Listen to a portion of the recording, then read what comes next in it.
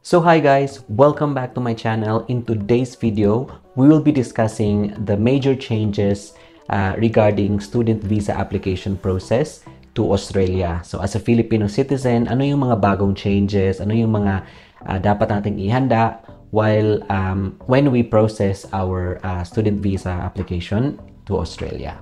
So kung nagbabalak ka na mag-apply ng student visa papuntang Australia this year 2025, I hope that you will watch this video.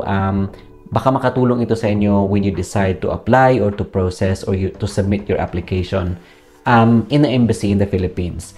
So I hope that this video will help you, and if you have not subscribed to my channel yet, please do subscribe to my channel, hit the notification bell, and also share this video to your friends.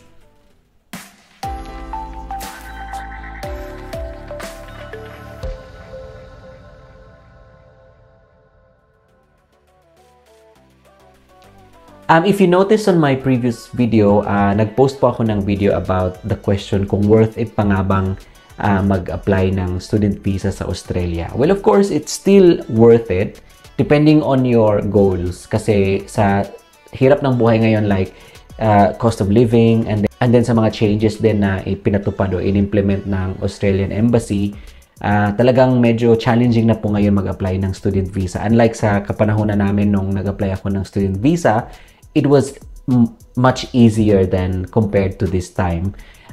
So I hope you watch that video as well. I will put the link in the description or ilalagay ko rin dito so that you can also watch the video.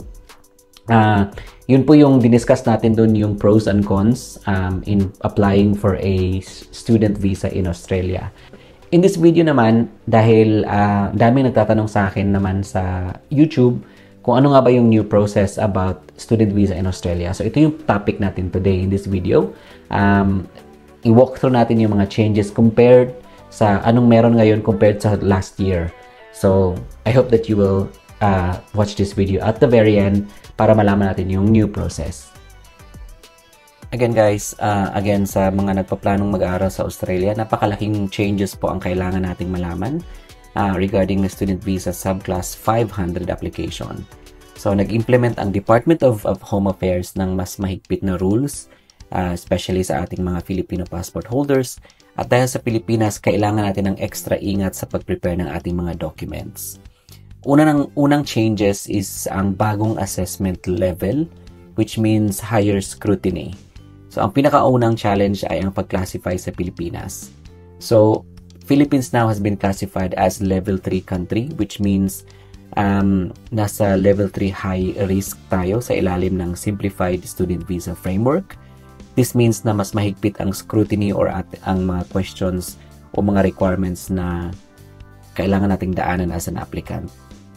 So bilang level 3, mandatory na na-submit natin ang lahat ng evidence ng financial capacity at English language proficiency kasabay ng ating visa applications. So wala na sa atin yung streamlined process na gaya ng pinaprocess ng mga previous student visa applications natin previous year. So ang objective nito ng Australia is i-filter out ang mga non-genuine students at i-welcome lang ang mga seryosong committed na mag-aral ng kurso dito sa Australia. Ang second major change na ginawa ng Australia is the genuine student requirement. So wala ng GTE.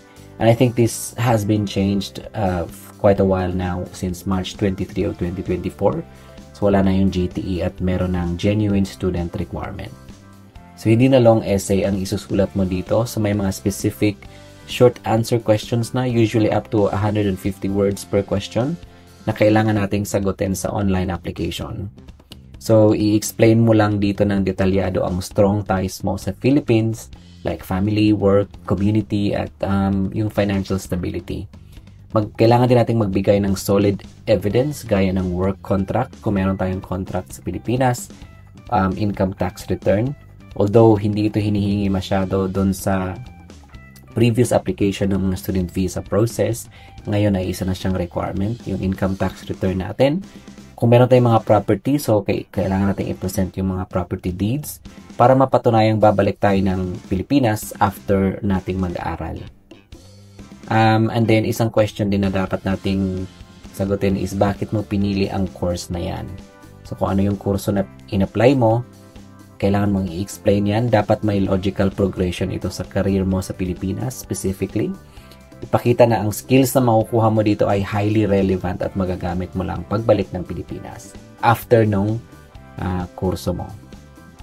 So pwede mo nang sabihin na alam mong may pathway ito for permanent residency, pero dapat i-emphasize mo na ang primary purpose mo lang sa Australia is mag-aral. So hindi ka dapat umasa sa work para mabuhay. So, kasi hindi yun yung magiging purpose mo dito pagpunta mo ng Australia, but mainly to study. Ang next major change na ginawa ng Australian immigration is yung financial capacity at mas mataas na babayaran. So, ang isa sa pinakamalaking pagbabago ay ang pagtaas ng required funds. Kailangang mas malaki na ang show money dito. So, kailangan mong ipakita na mayroon kang at least 29,710 Australian dollars. So, i-convert na lang natin yan sa current conversion natin sa Philippine peso.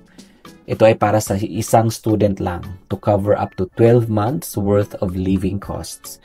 So, this is effective since May 10 of last year.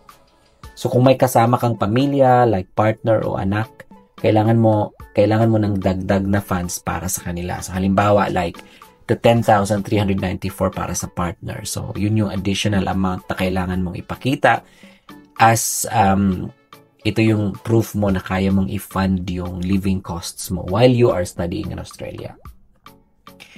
Bilang level 3 applicant, so since nasa high risk tayo na country, mahigpit na chine-check ang source at history ng funds natin. Dapat ang pera ay liquid na siya at nandun na siya sa bank account mo for at least 3 to 6 months bago ka mag-apply ng yung student visa. And then, tumaas din ang bayad ng visa fee. So, ang student visa fee ngayon ay umabot na sa 2,000 Australian dollars for the main applicant. And this was effective since the new financial year, which is noong July 1 of this year, 2025.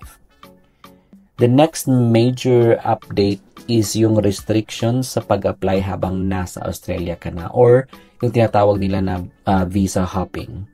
So, ito ang pinakamahalagang babala para sa mga umaasang mag-apply ng student visa habang nasa Australia ka na. Simula nung July 1 of 2024, ang mga holder ng visitor's visa o yung subclass 600 at temporary graduate visa o yung subclass 485 ay bawal na mag-apply ng student visa habang nasa Australia. So, ibig sabihin, kung nakapasok ka sa Australia bilang tourist at gusto mong mag-aral, ay kailangan mo nang umuwi ng Pilipinas o lumabas ng Australia para mag-lodge ng iyong student visa application. So, kahit sa mga eligible na mag-apply din onshore like working holiday visa holders, mandatory na ang confirmed certificate of enrollment or confirmation of enrollment kasabay ng application. And this was effective January 1 of 2025. So, wala na yung letter of offer lang na kailangan mong i-present. Kailangan mo na yung confirmation of enrollment o yung tinatawag na COE. So, yun yung 4 major changes ng Australian immigration pertaining to student visa applications for Filipino passport holders. So, recap lang tayo. 1 is ang bagong assessment level natin. So, which is now, we are now a level 3 country. Pangalawa is yung genuine student requirement. Pangatlo is yung financial capacity natin at yung bagong visa fee, which is now up to $2,000.